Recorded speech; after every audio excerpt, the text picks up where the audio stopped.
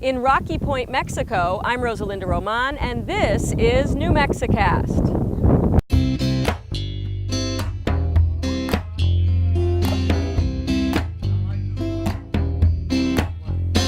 Welcome back to New Mexicast, everyone. In our last episode, I introduced you to this fabulous place, Puerto Peñasco, or Rocky Point, Mexico. We also talked about the stark contrast between the luxury condos lining the beaches and some of the impoverished communities next door. I introduced you to a Phoenix-based organization called I-68 that is building homes and basic structures for some of the families in need. Well, there are a lot of organizations that come to Rocky Point to help, and over the past few months I have had the privilege of meeting up with one of those organizations, Families Helping Families, to see some of the work that they are doing. Well, they put me in touch with an incredible videographer and photographer, Jonathan Cracroft, who generously provided his footage so that we could take a closer look at some of the projects that are being done here in this community. So without further ado, here is part 2 of my 4-part series on some of the fabulous service projects going on in Rocky Point. This episode is brought to you by Life Invigorated Real Estate, where you can live above your means without living beyond your means. If you dream of vacationing in exotic places but don't want to break the bank, and if the idea of a timeshare with hundreds or even thousands of investors just doesn't sound like a sound investment to you, then it's time for you to check out Life Invigorated. Whether you're looking for a way to travel or just want the security of premium real estate investment, Life Invigorated is the service for you. See for yourself at lifeinvigorated.com. For at least 2 years, 12-year-old Jose Antonio Fuente Ramirez and his little brothers, Giovanni and Alexandro, have been showing up at job sites like this, eager to get to work. These little boys have worked on the job for 2 years, and last year they worked on this job. I mean, they were right up on the scaffolding with us. They were young. In fact, they were almost in the way. Yeah, a little bit of a nuisance from time to time. But you know, frankly, they were there. And they felt like they were working. And the fact that they wanted to help made a big impression on Ralph Pugh and Jared Parker, 2 of the men in charge of these construction sites. So they gladly put them to work. In fact, there are a lot of young people working here. Hammering, sawing, tarring, and doing just about every other job possible to help build houses. The reason so many young people are welcome to help here is because this is no ordinary construction project.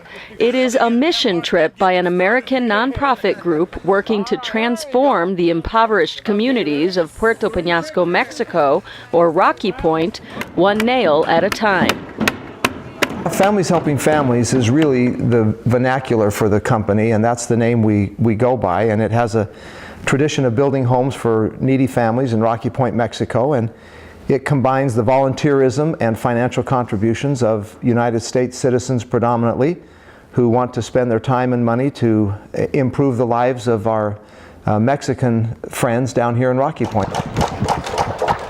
But that description hardly does justice to the massive, coordinated effort of Families Helping Families. You need only spend a day on one of their home building projects to see just how unique it is. On this Christmas week construction trip, nearly 200 people traveled to Rocky Point to build 3 houses and put the finishing touches on a home built by the group several months earlier. There are brothers working side by side, sisters sawing, mothers and fathers, sons and daughters, and even grandparents pitching in. This is a family effort that began long before crossing the border into Mexico. Some of them hear about the program and they just aren't able to write a check. They actually have to raise money or do fundraisers in their family, right? Bake sales or send out letters to friends and family or whatever. They raise the money, and they raise the money so that we can buy the product or the building materials, the block, the framing, the roofing material, so they can build the house. And that is one of the biggest reasons Families Helping Families has been able to build more than 24 solid homes already, because the organization ensures families are investing both time and capital into each home they build. If we were to divide up the funds contributed this year, about 85% to 90% comes from the families themselves. We don't have large companies who are benefactors who write checks and then people come and do the work. We've learned that our friends and their friends and the kind of the tentacles of association reach out, and people become much more vested in this project when they write the checks themselves to contribute, to buy the materials, and then physically come down and do the work. That combination has served us well, and the people continue to return and really enjoy the project. We don't allow people to come down and just do the work with someone else donating the money. We like them to both be together in one.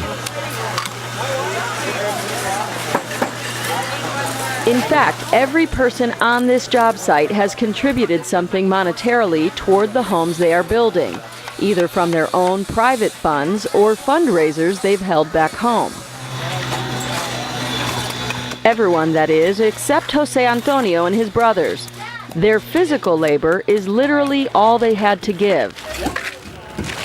As my daughters befriended these 3 young boys, who were then probably 7, 10, and 11, they began to trust them enough that they took my daughter back to their little house. And so my daughters became aware of the situation.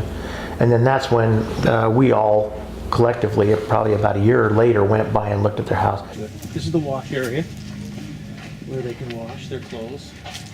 When they saw the conditions that Jose Antonio, his mother, and 5 siblings were living in, along with many other families like his, they were reminded in a very real way of the tremendous needs there are in this community. To use the word house is a very loose term. It was the best word to describe it would be a lean-to, for lack of a better word, or if you can imagine a corral area with stables along the wall, that would be a better description. Yeah, that's exactly right. Of where this family lived. And one of these little corrals, yeah. You stepped down into it. They didn't have any, it was on a dirt floor, they didn't have any roofing over the top. None. Just a piece of plywood.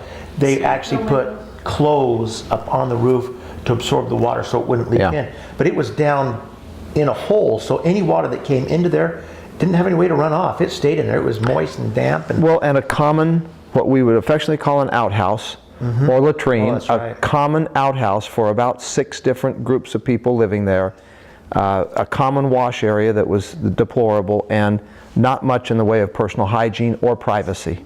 Well, they have been building homes for the community for years, seeing firsthand the terrible conditions that these young boys were living in affected them deeply. Okay, a whole bunch of people start nailing along here. And reminded them of why Families Helping Families keeps returning to build homes year after year. The American families really love it. We hear from the parents all the time that it was the best thing for their teenage children, especially, to come to Mexico, enjoy the environment in the community, and see the environment, the people here, their culture, and to appreciate everything they have at home. It's been marvelous.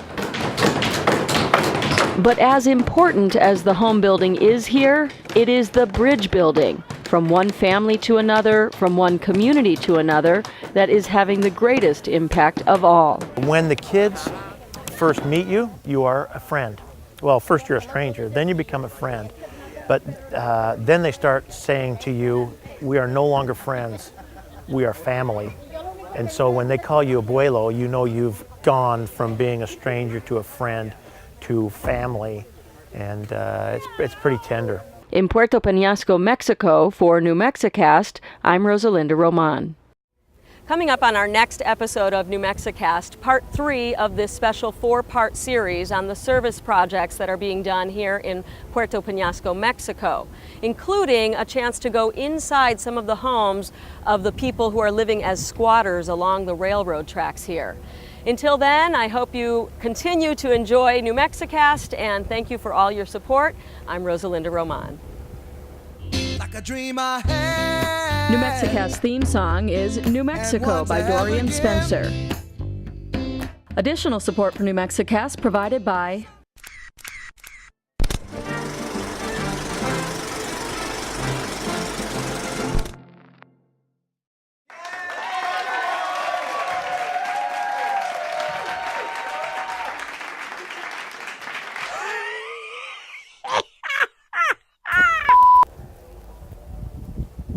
Oops, sorry, I just moved. No, that you can move. I'm talking about. No, I leaned back and the whole thing Ah, it's- leaned back. Okay, you just don't fall back. No, it's okay. I can always ask them the same question 5 times. You can ask us multiple times. Yes, the same question. Is it all editable in case we really mess up? Yeah, it's not. Thank you. Or in case Rod starts making faces at us. Tres abuelos. Abuelas, yeah. And abuelas, yeah. He likes the abuelas. Yes, my name is Jared Parker. And what is your title with the organization? What am I'm the treasurer. You're the tesoro. Yeah, I'm the treasurer, and I love that because when Ralph says, "Why did we write that check?" I say, "Because I was the treasurer."